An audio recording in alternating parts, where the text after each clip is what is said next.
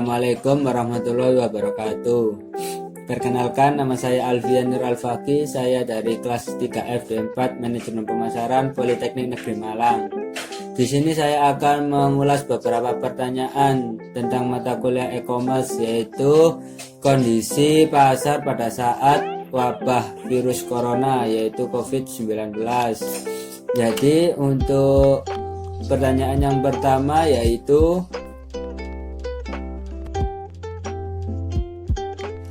itu tadi pertanyaan yang pertama, yaitu perubahan perilaku konsumen pada pasar ketika COVID-19. Jadi untuk perubahannya sendiri kita semua merasakannya ya, apalagi kita konsumen yang senang berbelanja, senang berpergian semenjak diputuskannya kebijakan pemerintah, yaitu lockdown ataupun membatasi kontak dengan orang lain atau social distancing. Kita terpaksa untuk sering membeli dengan cara via online. Jadi untuk keadaan yang seperti ini, biasanya orang-orang yang mempunyai all shop ataupun online shop mempunyai keuntungan yang lebih besar daripada sebelumnya.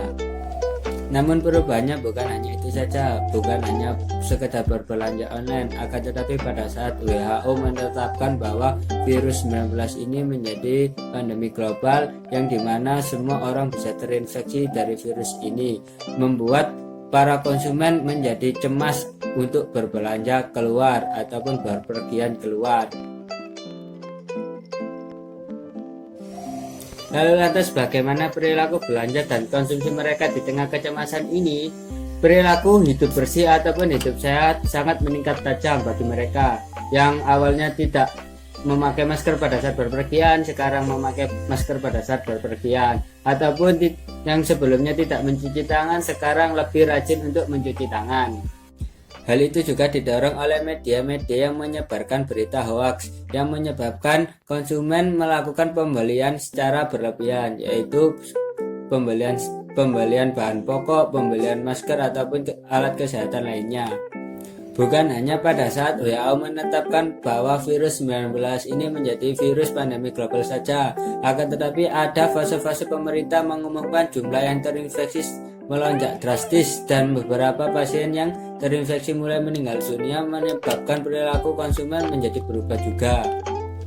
Di fase ini ketakutan merangkak naik dan masyarakat mulai memikirkan dirinya sendiri, membuat masyarakat menjadi berbelanja dengan cara berlebihan.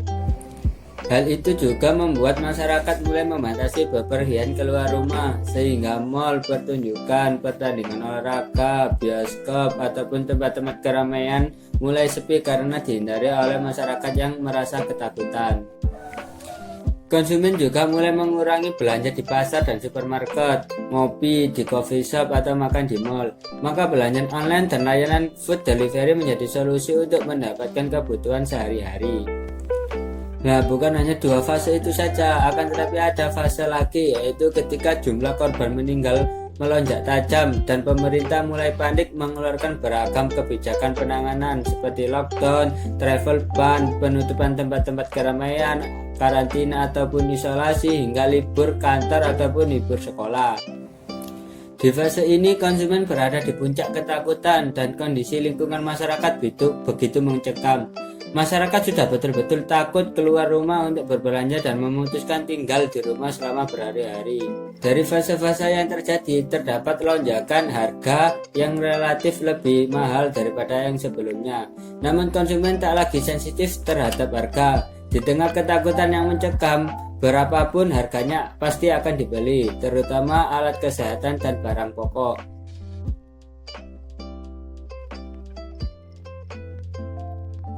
Nah, untuk pertanyaan yang kedua yaitu bagaimana perubahan pelaku bisnis pada saat ini, pada saat wabah virus 19.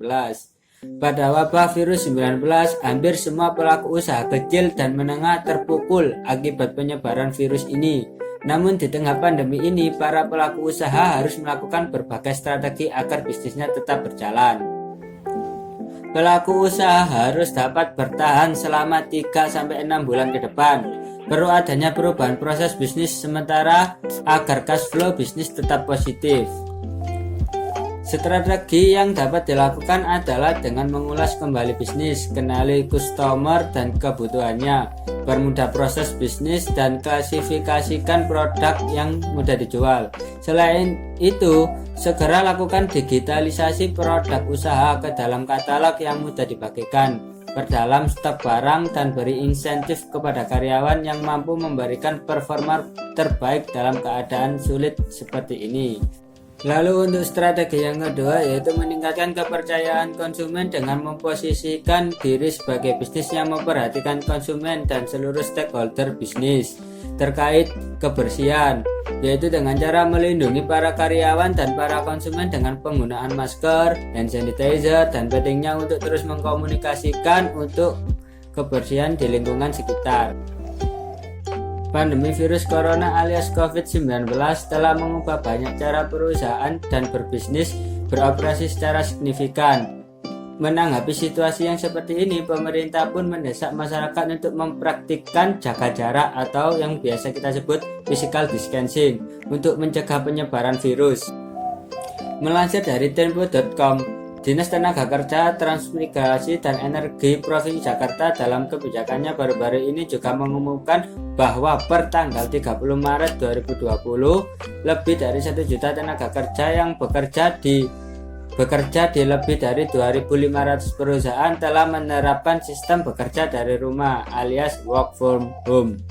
Dengan semua tantangan yang ada, perusahaan tentu tidak memiliki pilihan lain selain memanfaatkan teknologi semaksimal mungkin untuk mempertahankan kinerja bisnis mereka. Sekarang untuk ulasan pertanyaan selanjutnya, yaitu jika saya sebagai pelaku bisnis, yaitu saya akan menjadikan keselamatan karyawan, pelanggan, dan partner bisnis saya menjadi prioritas utama. Lalu saya akan memaksimalkan penggunaan teknologi selama proses work from home itu berlangsung.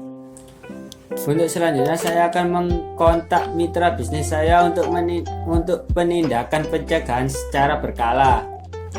Untuk kemudian saya akan memilih platform pengadaan online untuk memenuhi kebutuhan bisnis saya sendiri. Nah, itu tadi beberapa ulasan terkait pertanyaan, yaitu perubahan perilaku konsumen dan pelaku bisnis.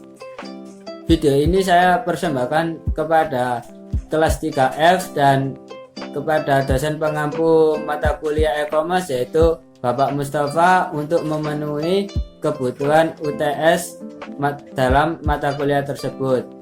Semoga video ini bermanfaat dan kurang lebihnya saya mohon maaf yang sebesar-besarnya. Terima kasih. Assalamualaikum warahmatullahi wabarakatuh.